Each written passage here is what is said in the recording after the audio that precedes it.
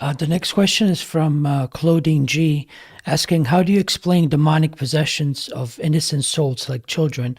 Why does that happen? Yeah, so um, I really believe in when you're getting into demonic possession, that you're dealing with the deeds that one's committing. Um, when I was a child, again, when I look back at 4 years old and waking up in the middle of the night and these beings being in my room, pinning me down to the bed, and they were shadows. What is it? What is it? Is it a bad dream? Is it shadow beings? Were they trying to scare me? Were they trying to warn me? Is it angels? Like, what is it? Now, one thing that I do know, if I was to look at set and setting, which are key in most mystical experiences, my family is from New Orleans, and my mom and my dad at the time, my grandmother, everyone practiced a little bit of voodoo. It's normal to burn certain candles, to to do things, to make pacts with spirits, even in burning a candle. Like it was so common for my mom and them to do it back in those days, to where I remember phone calls of like, so and so owes me $40 and they won't pay me. You got a red candle I can burn? Yeah, I got you one. I'll bring it over. And it's like, oh wow, you're bringing over a red candle for I can burn it and send that intention that when I burn it, I'm creating a tulpa, which is an entity that's created through the mind, and I'm sending it out, much like the warlock did me. So they're doing candle magic, but using it for negativity.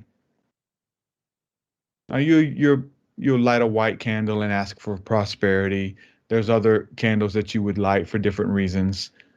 But when the red ones and the black ones came out, they meant business. It's I need something to do something evil or wicked on my behalf. So my family did that. Um, so they tapped into the spirit world to a degree. I don't think they know what they're dealing with or what they were playing with at the time. It was just normal. It's the voodoo capital is New Orleans, right? On top of that, I talk about debauchery and I talk about drunkenness and I talk about drug use and all of this kind of stuff. My as a little kid, I don't have a lot of memories, but I do have memories of crazy parties and waking up and going into the living room and there's people everywhere. There's drunkenness, people passed out on the floor. I remember sitting at the dinner table as 4 years old, eating candy out of the candy dish in the middle of the table. And there was another old drunk man across from me eating candy as well. And I'm talking to him, eating the candy. Oh, I like this one. I like that one. I'm 4 years old. And the man falls straight backward. He just passes out in mid conversation, mid sentence. He just loses consciousness from being so drunk and so intoxicated and drugs and all of that. He just falls back. And all of my dad and all they had to run in and grab him, pick him up. Oh, he's had too much. Get him out. So this was like the atmosphere of strange individuals coming in and out of your home.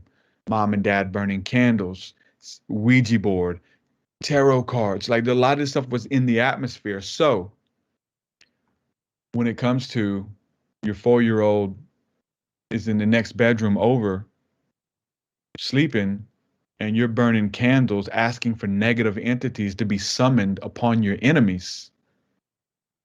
There's a reason why Jesus says to pray for your enemies. Bless them who curse you. If someone takes your jacket, go get the other one. Take this one too. If you need it that bad, here's the other. If someone slaps you on the cheek, turn to them the other also.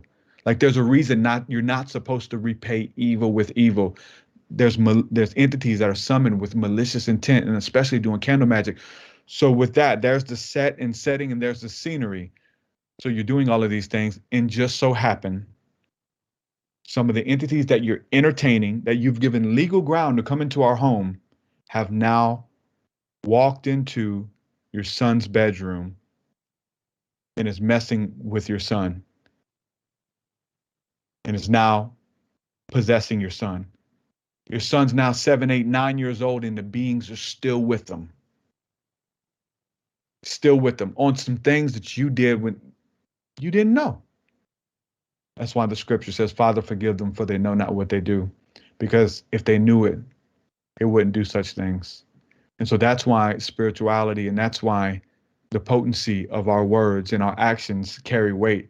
Because if we knew that every word created beings, that we create as we speak, that life and death is in the power of the tongue, abracadabra. I create it as I speak it. I am the magician.